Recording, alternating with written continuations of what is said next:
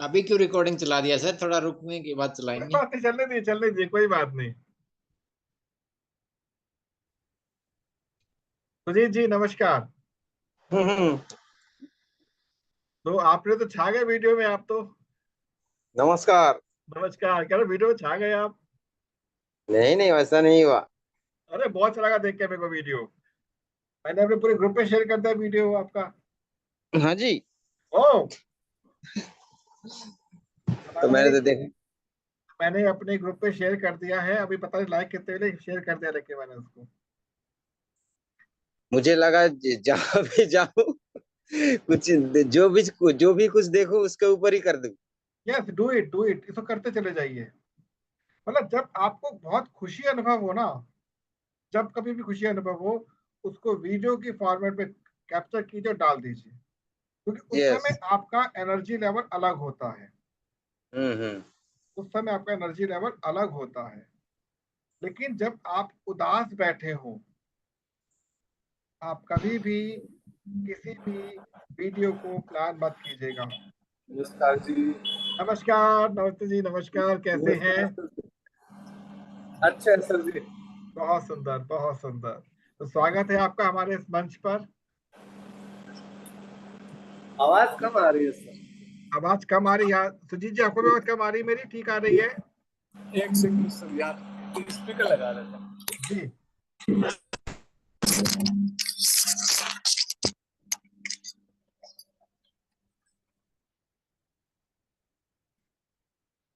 Okay, hello sir.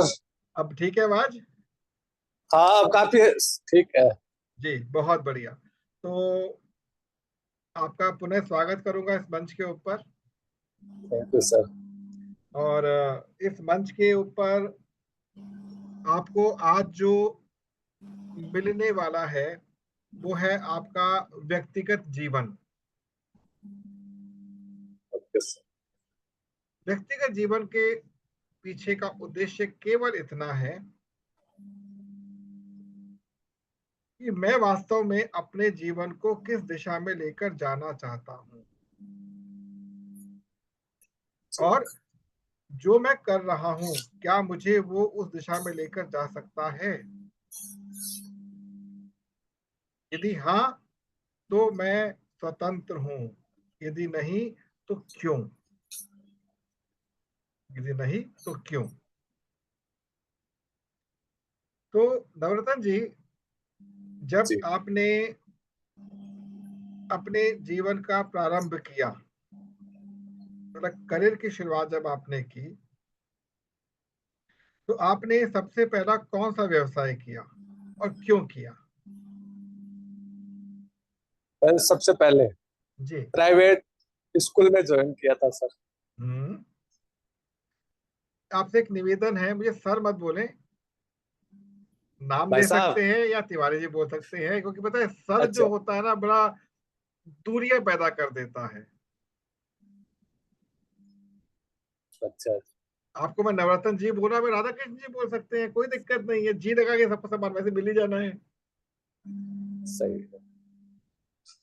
सबसे पहले मैंने प्राइवेट जॉब की थी स्कूल के अंदर टीचिंग लाइन में। साल दो साल तक किया था, उसके बाद में दूसरा प्राइवेट जॉब भी किया था। जी। उसके बाद में प्राइवेट जॉब LIC में एक सर्विस प्राइवेट जॉब के रूप में किया था। जी। ठीक है। और बोल बस।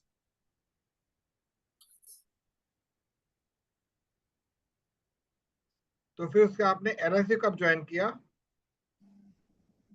सर LIC के सॉरी राधा कृष्ण जी, LIC के अंदर एजेंट नहीं हूँ मैं, सर्विस के बेस पर हूँ मैं।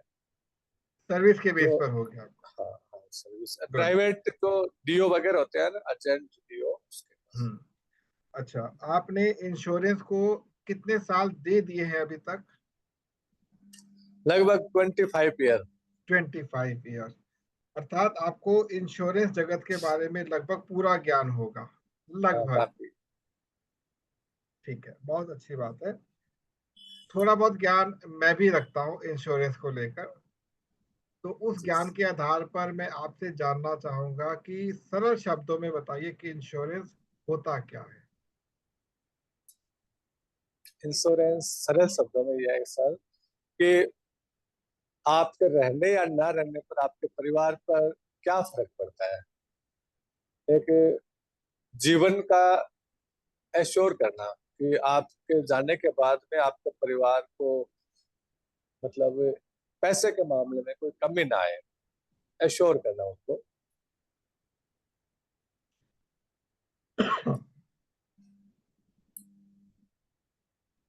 कुछ और इसके बारे में?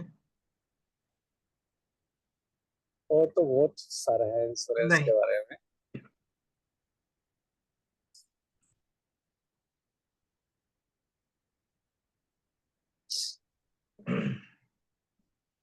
जो आपने मेरे को बात बताई इंश्योरेंस को लेकर, जी ये केवल 20 से 25% ठीक है।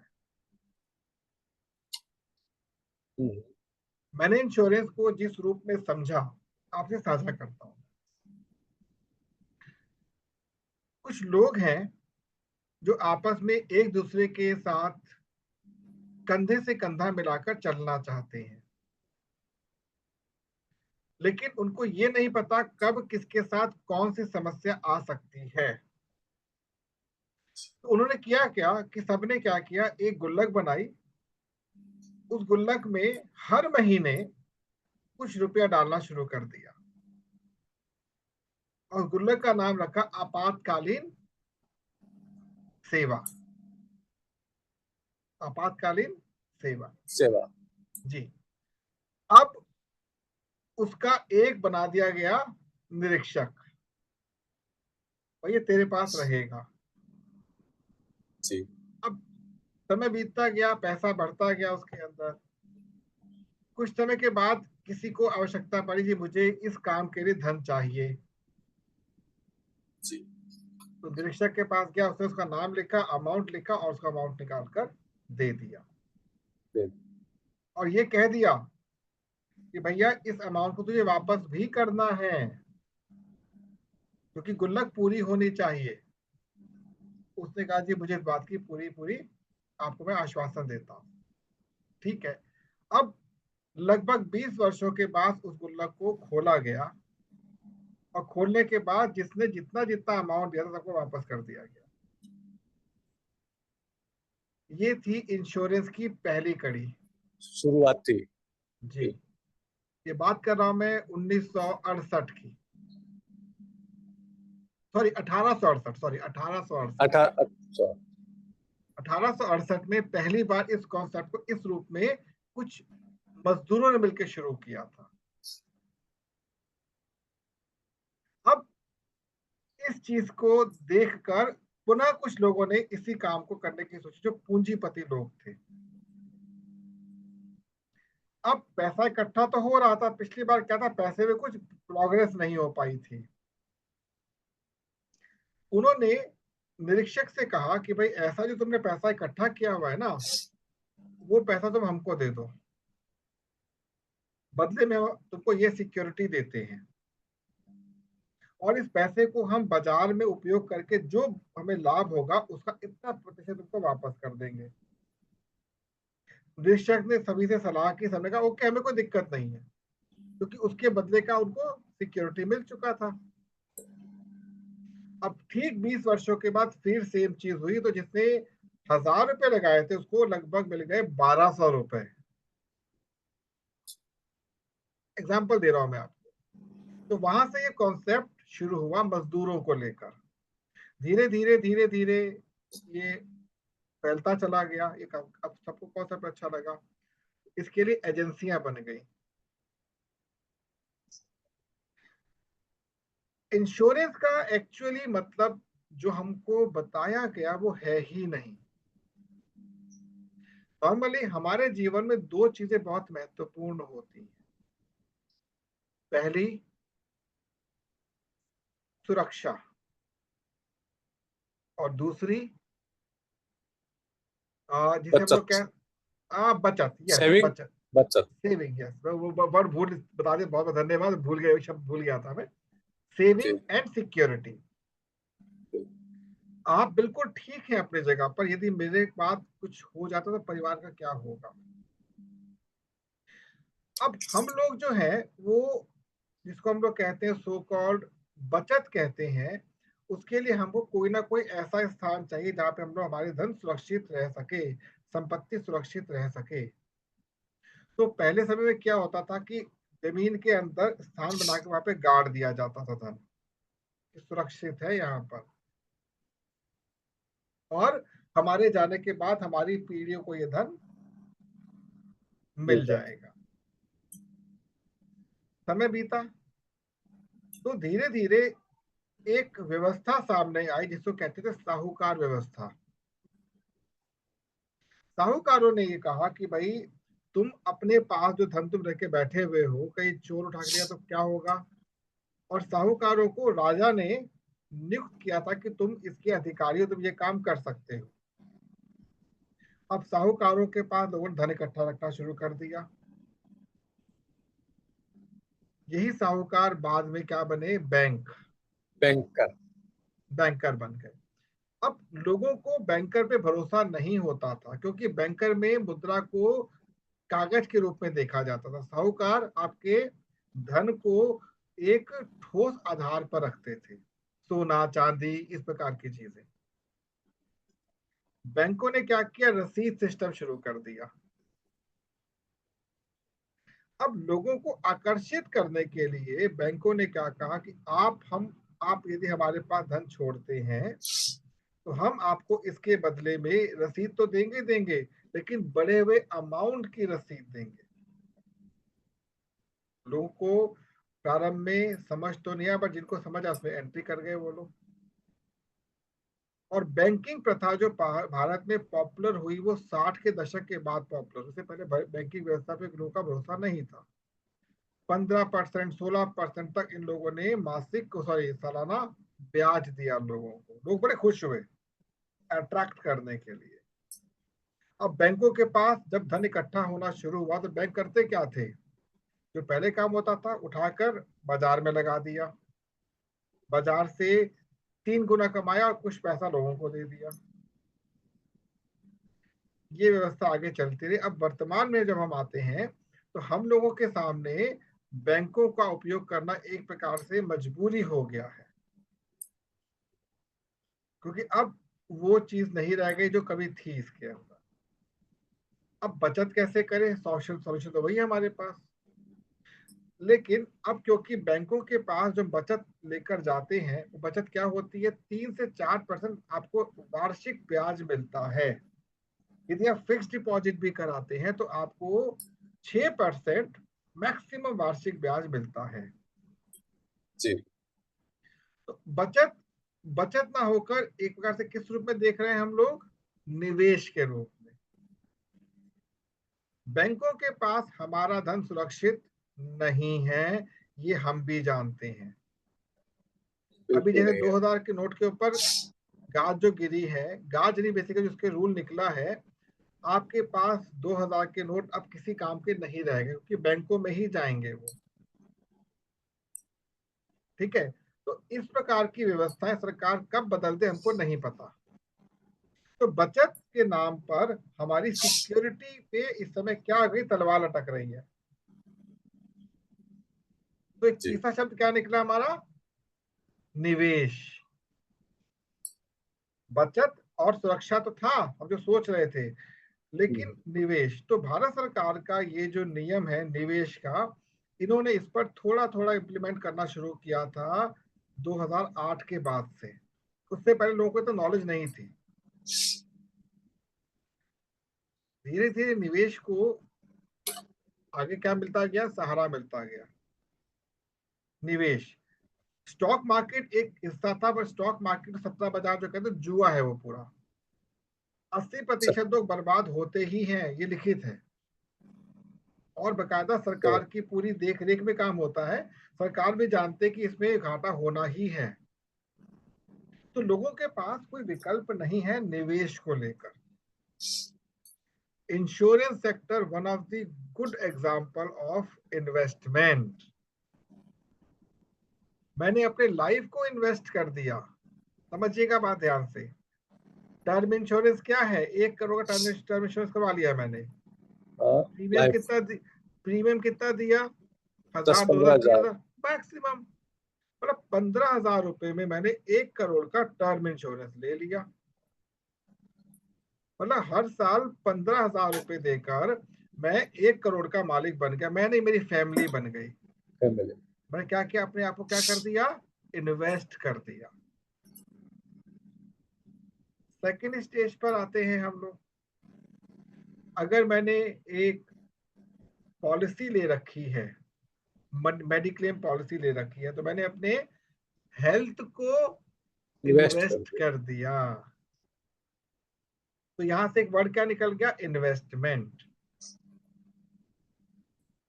बाजार में 4 प्रकार के लोग मिलेंगे, श्रेणियां मिलेंगी। पहले मिलेंगे एम्प्लॉय, दूसरे मिलेंगे सेल्फ एम्प्लॉयड, तीसरे मिलेंगे बिजनेसमैन, बिजनेसमैन, और चौथे मिलेंगे इन्वेस्टर्स। इन्वेस्टर। तो आपने इंश्योरेंस के माध्यम से या फिर स्टॉक मार्केट के माध्यम से, एसआईपी के माध्यम से, कमोडिटी मार्केट के माध्यम से, प्रॉपर्टी के माध्यम से, गोल्ड के माध्यम से अलग अलग तरीके से क्या किया? इन्वेस्ट। इन्वेस्टमेंट। इसमें one of the safest game कौन सी है? सेफेस्ट? Gold insurance. या फिर इंश्योरेंस। इंश्योरेंस ये सबसे सेफेस्ट गेम है, ध्यान रखिएगा, सेफेस्ट गेम है।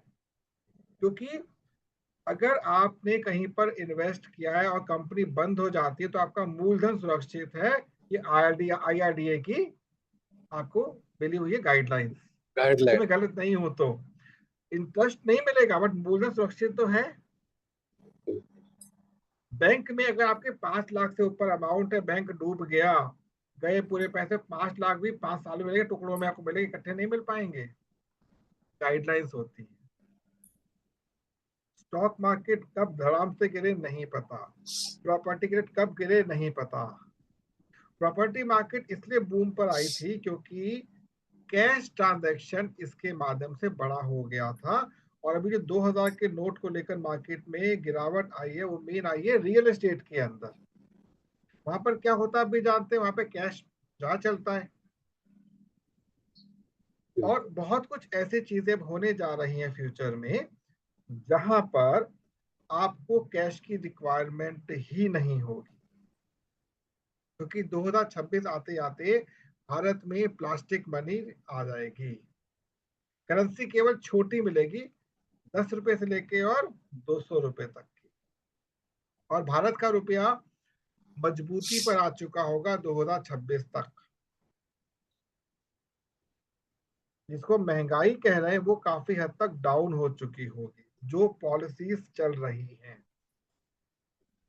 लेकिन आपको इस बात का पता होना चाहिए कि इन्वेस्टमेंट भी कुछ होता है।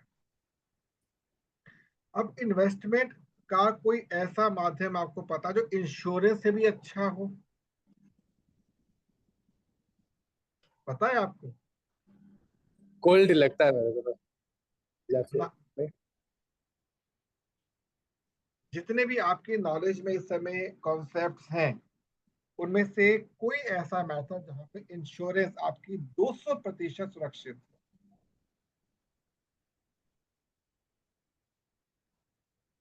इंश्योरेंस से। क्योंकि मान लीजिए कि मैंने एक पॉलिसी कराई 20 लाख रुपए की 20 सालों के लिए। सुजीत भाई लिख रहे हैं, सुजीत भाई अभी आपको कुछ बोलना नहीं है, प्लीज रिक्वेस्ट है आपसे। आप जानते हो मैं अभी आपसे बात नहीं करूंगा।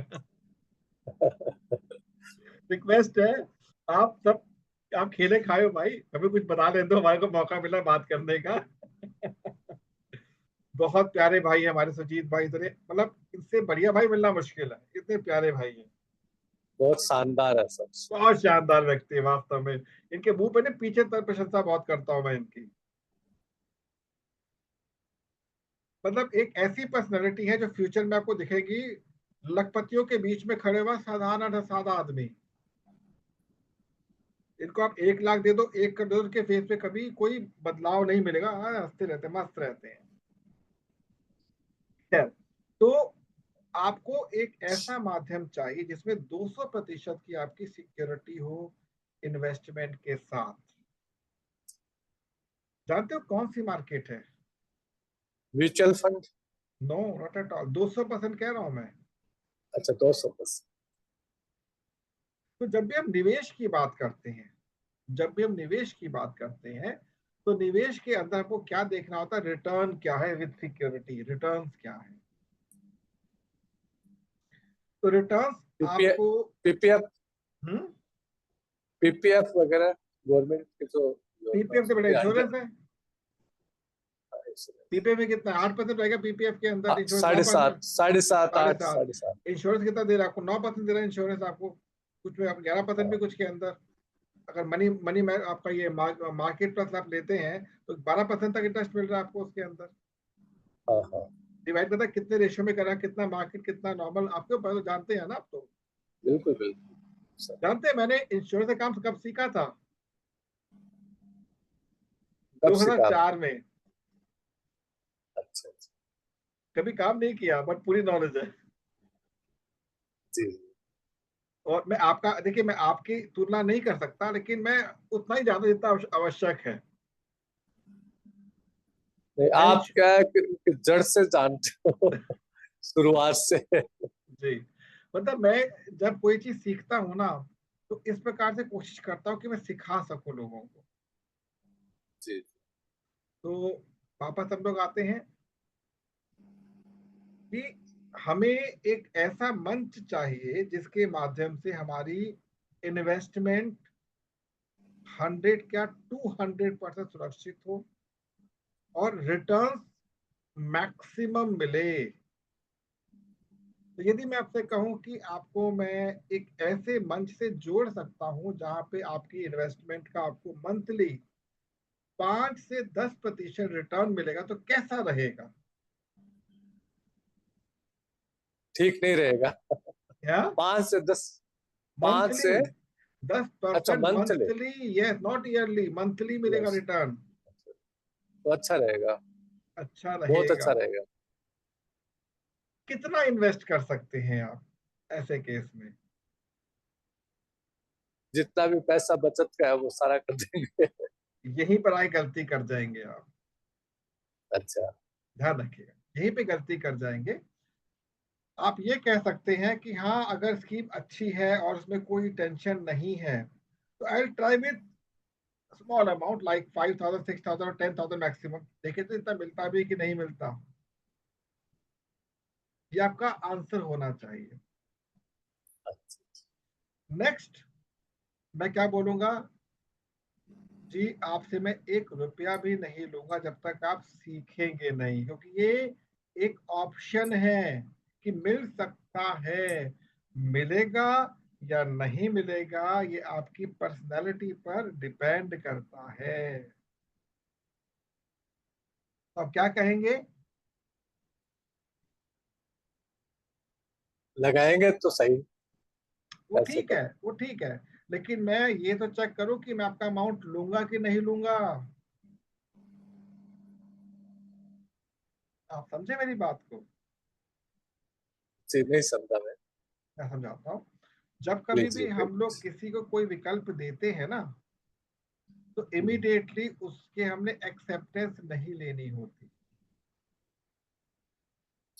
क्योंकि इमीडिएटली यदि किसी ने एक्सेप्टेंस दे दी ना, तो वो इमीडिएटली रिजेक्शन में भी चला जाता है।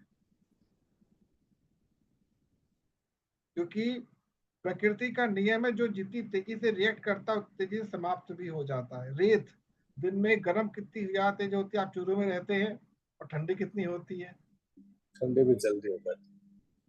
हमें रेत नहीं बनना, हमें रेत के पहाड़ नहीं बनाने। जी आपका आंसर क्या होना चाहिए? ठीक है तिवारी जी, लेट अस सी कि आप क्या कहना चाहते हैं। तो मैं क्या कहता हूं, आपको इसके लिए प्रशिक्षण लेना होगा। तो आप ऑलरेडी आ ही चुके हैं प्रशिक्षण लेने के लिए इस मंच के ऊपर। जी अब मैं इसका उत्तर दे देता हूं। इन्वेस्टमेंट का बेस्ट प्लेटफॉर्म होता है नेटवर्क मार्केटिंग। कैसे होता है ये फ्यूचर में सिखाया जाएगा। अभी इस मंच के ऊपर आपको केवल उन बेसिक्स के बारे में सिखाया जा रहा है जो हम लोग सबके साथ करते हैं। नॉर्मली क्या है कि हमें जो इस मंच के साथ जुड़ने के बाद बताया गया, मान लीजिए मैं ए से जुड़ा हूँ, बी से जुड़ा हूँ, सी से जुड़ा हूँ, तो सिखाया गया है ना, वो केवल और केवल हमारे माइंड को ब्रेक डाउन करने के लिए किया गया है। उदाहरण के तौर पर आप अपने घर का राशन लेते हैं किसी लाला जी से, लेते हैं, तो लाला जी जी से आप कितनी देर बात करते होंगे महीने में? करते नहीं, करते ही नहीं है ना, राशन तो लाते हैं तभी, जब मतलब ही राशन नहीं है, लाते हैं तभी। मतलब ही नहीं है ना। जी तो जहां से आपने कॉन्सेप्ट के थ्रू सामान लिया वहां पे क्यों चिपके हुए फालतू फंड में? आप समझे बात को? जी भाई जिससे आपने मान लो आपने जो हमें सिखाया जाता है कि दुकान तो चेंज करनी है, और करना क्या है, दुकान चेंज कर ली, वहां के बदले सामान वहां से ले लिया। तो क्यों चिपके वो पूरे महीने उसके साथ, फालतू में क्यों टाइम वेस्ट कर रहे हो उसके? बताइए। जी सही है। क्योंकि इन लोगों ने इस प्रकार से हमारे ब्रेन को डिजाइन कर दिया है कि आपको कंपनी की मीटिंग्स अटेंड करनी है, सेमिनार अटेंड करने हैं, ये करना है, वो करना है, इसके लिए पैसा भी लेते हैं आपसे। अब किसी भी मीटिंग में आपको ये कोई ऐसी बात नहीं सिखाएंगे जो कि समाज में उपयोगी होती है। हमारा ये प्रोडक्ट है, हमारी ये स्कीम है, हमारा ये है, हमारा वो है। अब एक चीज बताइएगा मेरे को कि हमें ये बताया जाता है कि हम लोग प्रोडक्ट को सीधे कस्टमर तक पहुंचा रहे हैं, हाँ, और बताते जो कैसे। मिडल मैन जो होता है उसका मार्जिन बच गया, प्रचार का पैसा बच गया, वो पैसा हमने आपको दे दिया। ठीक है जी, एग्री करता हूँ जी आपकी बात पे, मुझे पैसा मिल गया। तो आप ये बताइए मुझे प्रचार का पैसा दिया कहाँ आपने? मैं 3 महीने तक, 4 महीने तक, 6 महीने तक आपके प्रोडक्ट लेकर अपने रिश्तेदारों के पास, सब्जियों के पास गया, समझाया, और मेरा सामान नहीं बिका। मैंने तो प्रचार कर दिया ना आपका, सामान तो नहीं बिका ना, क्या मुझे आपने उसके लिए फीस दी? हाँ या नहीं? नहीं, नो, ठीक है। नहीं अब दिया। मान मान लीजिए कि मेरे पास ये एक डिवाइस है, या मेरे पास एक ये नमकीन का पैकेट है, ये इस नमकीन को मैंने समाज तक पहुंचाने के लिए सुजीत चक्रवर्ती, जो मिथुन चक्रवर्ती के बड़े भाई हैं, उनको यूज करें। सुजीत जी ने आए, दोस्तों यही है, यही है आपकी पहली चॉइस, मजा आ गया। अब मैं इनका बहुत बड़ा प्रशंसक हूँ, लेकिन नमकीन नहीं खाई मैंने, और सुजीत चक्रवर्ती ने 1 करोड़ रुपए इस कंपनी के मालिक से घर बैठ गए, बैठ गए। आपकी नमकीन बिक रही है, नहीं बिक रही है, इससे ना सुजीत चक्रवर्ती को मतलब है, और ना ही उस एड एजेंसी को मतलब है। पर आपने अगर 10 लोगों के साथ भी इस नमकीन का प्रचार कर दिया, कंपनी ने कुछ दिया आपको? प्रचार का कुछ नहीं किया। तो आपको क्यों बेवकूफ बनाया जा रहा है, आप बन रहे हैं क्यों? यही वो चीज है जो कि लोगों को दूर करती है इस व्यवसाय से। आप मूल रूप से एक फ्री फंड के प्रचारक बन चुके हैं कंपनी के लिए। दूसरा पॉइंट समझिएगा, एक पब्लिक ट्रांसपोर्ट में आप ट्रैवल करते हैं, सुजीत भाई सुनिएगा, बहुत इंटरेस्टिंग बात है ये। एक पब्लिक ट्रांसपोर्ट में आप ट्रैवल कर रहे हैं और आपको वो जो बस है वो टोटल 15 स्टॉपेज या 20 स्टॉपेज क्रॉस करके डेस्टिनेशन पर छोड़ेगी। आपने किया क्या? टिकट ले लिया, टिकट लेने के बाद बैठ गए 20 स्टॉपेज के लिए आराम से। कुछ पैसेंजर बीच में चढ़े, कोई 2 स्टॉप बाद होता, कोई 3 स्टॉप बाद होता, और आते गए जाते गए आते गए जाते गए। अब बस में 20 सीटें जो थी 50 में से, वो आपके जैसे लोगों से भरी हुई थी, और बची सीटें वो जो खड़े भी थे वो थे छोटे पैसेंजर्स। बस के मालिक को कमाई किससे होगी? आपसे होगी कि उन पैसेंजर से होगी? पैसेंजर से, क्यों? क्योंकि जो छोटे छोटे रूट्स पे जाते हैं उनसे पैसा ज्यादा लेते हैं अपन का। यही वो कारण है, यही वो कारण है कि इस बिजनेस में आप लोगों को ग्रोथ होने नहीं दिया जाता। छोटे छोटे टोले बनाते, टूटते, फिर टोले बनते, फिर टूटते, फिर टोले बनते, फिर टूटते हैं। क्योंकि जैसे ही आप एक लेवल क्रॉस करेंगे, आपको मोटी आमदनी शुरू होगी ना, कुछ ऐसा कर देंगे आप पैसा कमा ही नहीं पाओगे, जीरो। कितना आपको बाधित कर देंगे ये लोग। तो समझ आ रहा है कहाँ गलती हो रही है?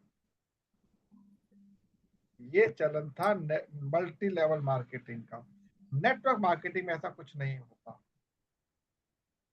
तो अब आपको एक चीज का निर्णय ले लेना है कि आपको, जैसे लाला जी की दुकान से सामान लिया करते थे, महीने में 1 बार या 2 बार केवल जाइए, सामान लेके घर बैठ जाइए, क्योंकि आपके लिए एक विशेष ई कॉमर्स सॉफ्टवेयर बनाकर अपलोड कर दिया गया है। आपने सामान लिया, आपके माध्यम से लोगों ने सामान लिया, सबके अपने अपने ई कॉमर्स पोर्टल पे उसका डिटेल आ जाएगा। यही है ना? जी है। समझ आ गया क्या मतलब है नेटवर्क मार्केटिंग का इन शॉर्ट?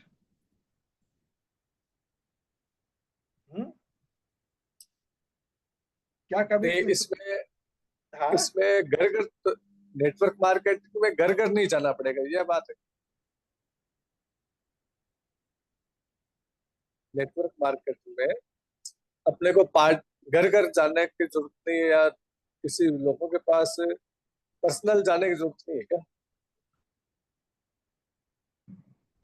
एक्चुअली बात ये हुई है ना कि अभी तक इस मार्केट के अंदर वही लोग टॉप पर बैठे हुए हैं जो कि मार्केट को ग्रोथ नहीं देना चाहते।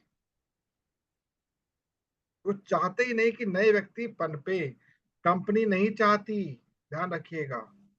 हर कंपनी का एक फुल फ्लैज प्लान बना हुआ है। अगर प्लान के माध्यम से आप आगे बढ़ते, आपकी इनकम श्योर शॉर्ट है। लेकिन बीच में कुछ ऐसे लोग बढ़ गए हैं जो नहीं चाहते आप कभी ग्रोथ करें, कि उनको खुद ही गलत शिक्षा दी गई है शुरू से। आप अपने संस्था में देखते भी होंगे, आप तो जॉब करते हैं, कि जहां पर आपको प्रमोशन मिलने की बात आती है, कुछ ना कुछ राजनीति खेल ली जाती है। ऐसा होता है ना? जी जी। क्यों होता है? क्योंकि नियम है, हर एक संस्थान के अंदर जहां प्रोग्रेस मिलने की बात आती, वहीं पर ही राजनीति चलती है। प्राइवेट ऑर्गेनाइजेशन के अंदर मान लीजिए आपने 20,000 रुपए से अपनी नौकरी को शुरू किया, करते करते आप 50 तक पहुंच गए, तो कंपनी चाहेगी इसको कब निकाल के बाहर करे, ताकि नए 20 के 2 लोग लेकर आ जाए, 10 बचा लें। ऐसा होता है ना? नए लोगों होता है। को फिर प्रताड़ित करेंगे। सिखाना बड़ी चीज नहीं है। तो करते क्या है, जो व्यक्ति थोड़ा ग्रोथ करता है उसके अंदर 4 एम्प्लॉय और डाल देते, सिखाओ इनको भी, इसको सिखाता रहे। तो सीख गए, चल तू निकालो, अब नए लोग ये लोग काम देते, जरूरत नहीं है आपको। सही है। तो इन शॉर्ट हमने आज ये समझा कि नेटवर्क मार्केटिंग का बेस क्या है, कॉन्सेप्ट से कैसे जुड़ना है, करना क्या है और कैसे करना है, हम कल चर्चा करेंगे। तो आपने एंजॉय किया सेशन आज का? बढ़िया, बहुत बहुत अच्छा लगा। तो कुछ बहुत कहना एंजॉय चाहे? किया। हाँ, कुछ कहना चाहेंगे? नहीं, मैं अभी तक है ना ये जो कंसेप्ट है ना, LML और नेटवर्क मार्केटिंग, इसके अंदर ज्यादा डिफरेंस नहीं समझ पाया हूँ मैं। चलिए समझाता हूं मैं भी आपको। हाँ। एक जो उत्पादक है, जो मैन्युफैक्चरर है, वो अपने प्रोडक्ट को मार्केट में लेकर आना चाहता है। उत्पादक 3 लेवल के होते हैं। एक होते हैं लोकल एरिया के, एक होते हैं स्टेट और नेशनल लेवल के, और एक होते हैं इंटरनेशनल लेवल के। मतलब उनके प्रोडक्ट, जैसे MDH के मसालों की बात करते हैं, ये अंतरराष्ट्रीय प्रोडक्ट बन चुका है। जी। आप समझ गए? पेस्ट में डाबर, कोलगेट, ये अंतरराष्ट्रीय प्रोडक्ट है। लेकिन हम बात करते हैं अमूल घी की बात करते हैं, दूध की बात करते हैं, ये लोकल प्रोडक्ट आते हैं। ये जैसे मैं नमकीन की बात की, नमकीन जो है, भुजिया जो है, ये स्टेट और नेशनल लेवल तक चल सकते हैं। तो नॉर्मली क्या होता है, जो हमारे प्रोडक्ट सील बंद होते हैं, जिसकी लाइफ स्पैन 6 महीने से 1 साल का होता है, इनके ऊपर ही पूरी गेम खेली जाती है। एक उदाहरण देता हूं मैं आपको अभी। ये एक प्रोडक्ट है, जानते हैं क्या है जी। ये? कंडेंसर है पंखे का। अच्छा। अब ये कंडेंसर मुझे मिला है मात्र 30 रुपए का, लेकिन इसी कंडेंसर को मैंने दूसरी दुकान से खरीदा सुबह, वो दिया 50 का, दिया उसने मेरे को। इसी कंपनी कौन सी है? Havells. Havells is good company. अब ये सोचिए कि इसी प्रोडक्ट के ऊपर एक ने कमाए कितने? 30 रुपए। 30 रुपए। एक ने कमाए 10 रुपए।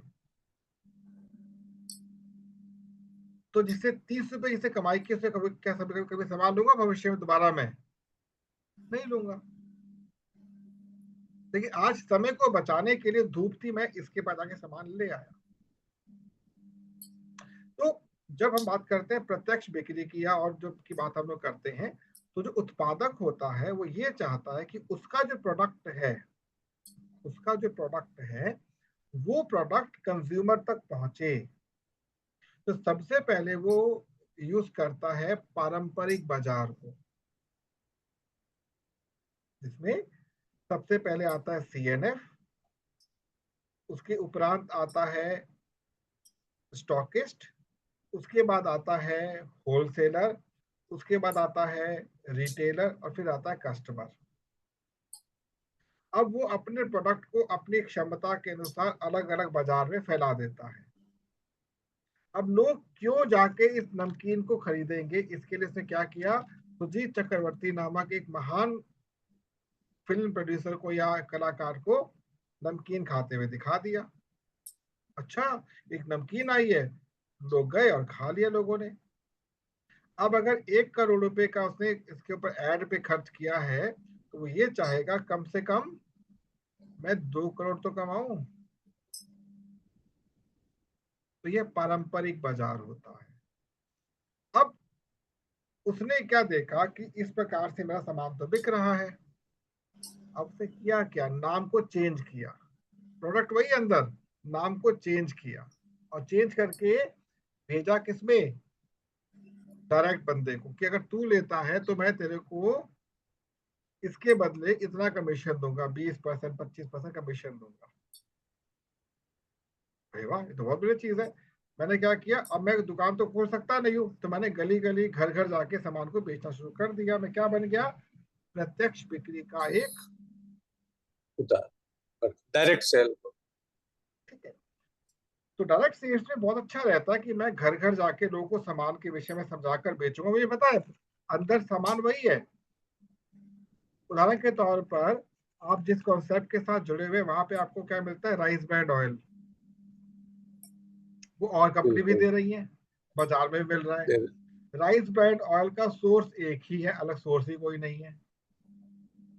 उसी तेल को कोई बेच रहा है 150 रुपए किलो, कोई 200 रुपए किलो, कोई 250 रुपए किलो। आपको तो पता नहीं। तो मैंने क्या किया, रेट को थोड़ा सा बढ़ा दिया, रेट को थोड़ा सा बढ़ा दिया और कहा तुझे मैं इतना मार्जिन दूंगा, प्रॉफिट मार्जिन। तो प्रॉफिट मार्जिन के चलते मैंने अपनी कमाई को बढ़ा लिया, उसको बेवकूफ बना दिया सामने वाले को, और मैं दौड़ रहा हूं। अब मैंने पीछे से क्या बोला कि भाई ऐसा है, बहुत बढ़िया चीज है, माल बिक रहा है, मजा आ रहा है, क्यों ना एक नई स्कीम खोली जाए कि जो डिस्ट्रीब्यूटर बनता है यदि वो अपने साथ और लोगों को जोड़ देता है तो उसको भी देंगे, इसको भी देंगे। तो क्या बन गया? Multi level marketing. अब मैं डिस्ट्रीब्यूटर हूं, मैंने आपको बना दिया, आपने आगे 4 को और बना दिया, तो वो 4 भी यदि सामान खरीदते हैं तो मेरे को भी प्रॉफिट मार्जिन मिल रहा है। कुछ अलग काम नहीं किया मैंने उसी प्रॉफिट को टुकड़ों में बांट दिया कि 12% यहाँ दूंगा, 14% वहां दूंगा। और मैंने क्या किया, अभी जो मेरे को यहाँ पर पीछे से 30% मिल रहा था, अब सेल बढ़ गई, मेरे को पीछे से 50% मिल रहा, फिर 60% मिल रहा है, तो पीछे वाले से मेरे को ज्यादा मार्जिन मिल रहा है। और इसके लिए मैंने क्या किया, आपको बीच बीच में कुछ स्कीम दे दी, आपको बैग दे रहा हूँ, आपको ये दे रहा हूँ, आपको वो दे रहा हूँ। लेकिन इसमें चोर बाजारी, काला बाजारी बहुत बढ़ गई थी। फिर सरकार ने संज्ञान लिया इसका, और 2015 में इसके लिए गाइडलाइंस आई, और 2021 28 दिसंबर को लॉ बन चुका है। जी। अब क्या है, लॉ के तहत अब ये मार्केट एक्चुअल में स्टेबल हो चुकी है, जिसको नाम दिया गया है नेटवर्क मार्केटिंग का। तो डिफरेंस पता लग गया। जब तक आप डायरेक्ट सेल्स या मल्टी लेवल मार्केट में रहेंगे, आपको प्रोडक्ट को घर घर गली गली बेचना ही होगा, क्योंकि उनके नियमों में लिखा हुआ है ये। लेकिन नेटवर्क मार्केटिंग में आपको नेटवर्क बिल्डअप करना है, उसका उपयोग आप कैसे करेंगे आपके ऊपर है। जैसे मंच जो खड़ा किया है, ये भी एक नेटवर्क बन रहा है फ्यूचर के लिए, जो खुद आपको बहुत कुछ दे जाएगा, जो बताया जाएगा आपको अगले वीक में, अभी नहीं। ओके सर, अब समझ आया। आया समझ में? अभी बहुत कुछ, अब तो शुरुआत हुई है, तो यात्रा प्रारंभ हुई है। सुजीत भाई, बात हो सकती है आपसे? Yes sir. कैसा लगा? बहुत बढ़िया। आनंद किया? लेकिन आप मुखड़ा हाँ नहीं जी। दिखा रहे भाई, आप मुखड़ा नहीं दिखाते, अपना चुप जाते हो डिजिटल कोच बन के। मैं अलग जगह पर हूँ इसीलिए। कोई बात नहीं, कोई बात नहीं, आपकी आवाज सुन के मुझे वही ताकत मिल जाती है। इसीलिए तो मैंने वीडियो नहीं किया। नहीं, कोई बात नहीं, तो आज के लिए यहीं पे अपनी वाणी को विराम देते हैं नवरत्न जी। और आपसे मैं पहले भी कहा, दोबारा कहूंगा, आप अपनी टीम के लोगों को काउंट करके और उनसे आप धीरे धीरे कनेक्टिविटी जोड़िए। अभी यहाँ लेके नहीं आना उनको, पहले आप जी स्टेबल होंगे, फिर आपकी टीम को हम स्टेबल करेंगे। और हमारी टीम तैयार हो रही है 1-to-1 सेशन देने के लिए, बहुत मजा आने वाला है। जी सर। और अब आपको एक्चुअल में आनंद आएगा कि नेटवर्क मार्केटिंग में ऐसा भी हो सकता है। तो बहुत बहुत धन्यवाद, आपने अपना बहुमूल्य समय इस मंच को दिया। और हम लोग अब जी कल सेम टाइम पे सेम आईडी पे मिलेंगे। ठीक है सर। ठीक है, थैंक यू सो मच, आप दोनों को नमस्कार। और ओके। हमारे जो बैक पे बैठे सारी इस कार्रवाई को देख रहे हो, उनको विशेष धन्यवाद। हमारे भाई जो कि इस पूरे मंच को इस समय पीछे से हैंडल कर रहे हैं, थैंक यू सो मच। रखता हूँ। Okay sir.